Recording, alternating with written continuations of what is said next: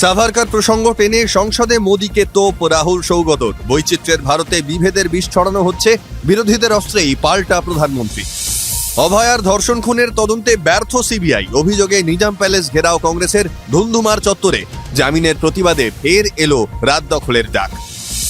তন্ময়ের suspension প্রত্যাহার, CPM এর মহিলা সাংবাদিকের শ্লীলতাহানি কাণ্ডে ক্লিনচিট দলের, পরিকল্পিত কুৎসা হয়েছিল, ফের দাবি বাম নেতার। শহীদ বুদ্ধিজীবী দিবসে জুতো পরেই স্মৃতিসৌধের চত্বরে ইউনুস। বিজয় দিবসে কলকাতায় পাঠানো হতে পারে ভুয়ো মুক্তিযোদ্ধাদের, আশঙ্কা তাসলিমার। পুরো গাব্বা টেস্টই ভাসতে পারে বৃষ্টিতে। বর্ষণের পূর্বাভাস আগামী 5 দিনই, তবে দ্বিতীয় দিনে মেঘলা আবহাওয়ায় ফায়দা তুলতে পারে ভারতীয় পেসাররা।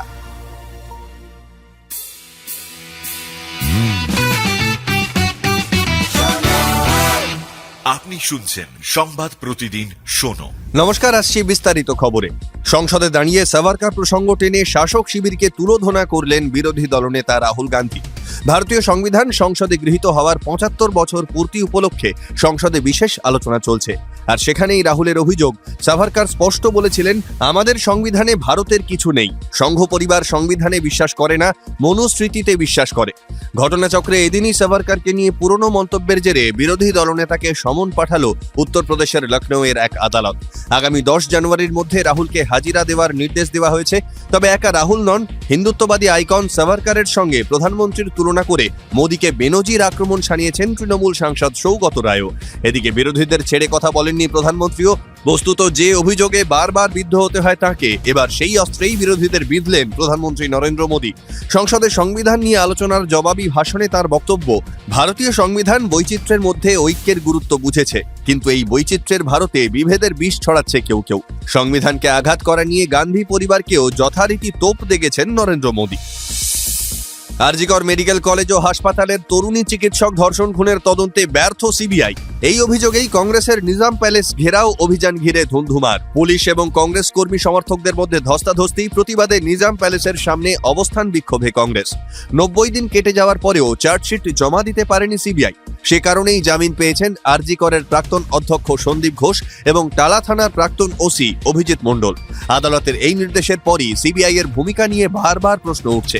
নিজাম প্যালেসের সামনে কংগ্রেসের বিক্ষোভ ছাড়াও কলেজ স্ট্রিটে বিক্ষোভ দেখায় এসএফআই। প্রতিবাদে সামিল জয়েন্ট প্ল্যাটফর্ম অফ ডক্টরস, অভয়া মঞ্চের সদস্যরা। সুবিচার পাওয়ার জন্য ফের উঠল রাত দখলের ডাকও। তন্ময় ভট্টাচার্যের সাসপেনশন প্রত্যাহার করল সিপিএম। মহিলা সাংবাদিকের শ্লীলতাহানির অভিযোগের দলীয় তদন্ত শেষে আলিমুদ্দিনের তরফে ক্লিনচিট পেলেন বাম নেতা। সিপিএম জেলা সম্পাদক মৃণাল চক্রবর্তী জানান, আমাদের জেলা সম্পাদক মণ্ডলীর সদস্য কমরেড তন্ময় ভট্টাচার্যকে তদন্ত সাপেক্ষে যে সাসপেন্ড করা হয়েছিল তা প্রত্যাহার করা হয়েছে। অর্থাৎ এখন থেকে তন্ময় ভট্টাচার্য পার্টির স্বাভাবিক কাজকর্মে অংশগ্রহণ করতে পারবেন। দলের সিদ্ধান্তকে স্বাগত জানিয়ে তন্ময় বলেন, আমি আগেই বলেছিলাম এটি একটি পরিকল্পিত কুৎসা। বাম নেতা তন্ময় ভট্টাচার্যের বিরুদ্ধে শ্লীলতাহানির অভিযোগ করেছিলেন এক মহিলা সাংবাদিক। সেদিনই তাকে সাসপেন্ড করার সিদ্ধান্ত নিয়েছিল সিপিএম। বরানগর থানায় লিখিত অভিযোগ দায়ের হয়। একাধিকবার জিজ্ঞাসাবাদের মুখোমুখি পড়তে হয়েছে তন্ময়কে। তবে দলীয় তদন্ত শেষে এবার ক্লিনচিট পেলেন বর্ষিয়ান ওই বাম নেতা। শনিবার শহীদ বুদ্ধিজীবী দিবসে শ্রদ্ধা জানালেন বাংলাদেশের রাষ্ট্রপতি মোহাম্মদ শাহাবুদ্দিন চুপু এবং অন্তর্বর্তী সরকারের প্রধান উপদেষ্টা মোহাম্মদ ইউনুস। কিন্তু ঢাকায় সম্মান জানানোর সময় জুতো পরে স্মৃতিসৌধের চত্বরে প্রবেশ করার অভিযোগ উঠল ইউনুসের বিরুদ্ধে। টালমাটাল বাংলাদেশে ফের তুঙ্গে বিতর্ক। সোশ্যাল মিডিয়ায় ছবি শেয়ার করে খোঁচা তাসলিমা নাসরিনের। তাঁর মতে মুক্তিযুদ্ধকে এবং 71-এর ইতিহাসকেও উধাও করে দেওয়ার চেষ্টা করছে বাংলাদেশের অন্তর্বর্তী সরকার। একে দ্বিচারিতা বলে তোপ দেখেছেন লেখিকা। শুধু তাই নয়, আগামী সোমবার বাংলাদেশের বিজয় দিবস উপলক্ষে কলকাতায় ভারতীয় সেনাবাহিনীর যে অনুষ্ঠান হবে সেখানে ভুয়ো মুক্তিযোদ্ধাদের পাঠানো হতে পারে বলেও আশঙ্কা তাসলিমার। যদিও আওয়ামী লীগ সরকারের পতনের পর থেকে যেভাবে বাংলাদেশে সংখ্যালঘু নির্যাতন বেড়েছে তার প্রভাব পড়েছে ঢাকা নয়াদিল্লির দ্বিপাক্ষিক সম্পর্কেও। এর মধ্যেই অন্তর্বর্তী সরকারের কাউকে কলকাতার অনুষ্ঠানে আমন্ত্রণ না জানানোর আর্জি জানালেন তাসলিমা। প্রবল বৃষ্টির জেরে ভেস্তে গিয়েছে গাব্বা টেস্টের প্রথম দিন। তার মধ্যেই ক্রিকেট প্রেমীদের কপালে চিন্তার ভাঁজ ফেলছে হাওয়া অফিস। পূর্বাভাস, আগামী 5 দিনই বৃষ্টি হতে পারে ব্রিসবেনে। অর্থাৎ গাব্বা টেস্টের পুরোটাই হয়তো ভেসে যেতে পারে বৃষ্টিতে। দিনের শেষে 13.2 ওভারে অস্ট্রেলিয়ার স্কোর 28। ক্রিজে রয়েছেন ওপেনার উসমান খোয়াজা এবং ন্যাথান ম্যাক্সওয়েনি। যথাক্রমে 19 এবং 4 রান করেছেন দুই ব্যাটার। আম্পায়ার জানিয়েছেন দ্বিতীয় দিনে খেলা শুরু হবে নির্ধারিত সময়ের 30 মিনিট আগে। রবিবার ভারতীয় সময় সকাল 5:20 থেকে গাব্বা টেস্টের দ্বিতীয় দিনের খেলা শুরু হবে। কমপক্ষে 98 ওভারের খেলা হবে দ্বিতীয় দিনে।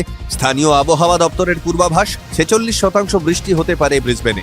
তবে দ্বিতীয় দিনে মেঘলা আবহাওয়ার ফায়দা তুলতে পারে ভারতীয় পেসাররা।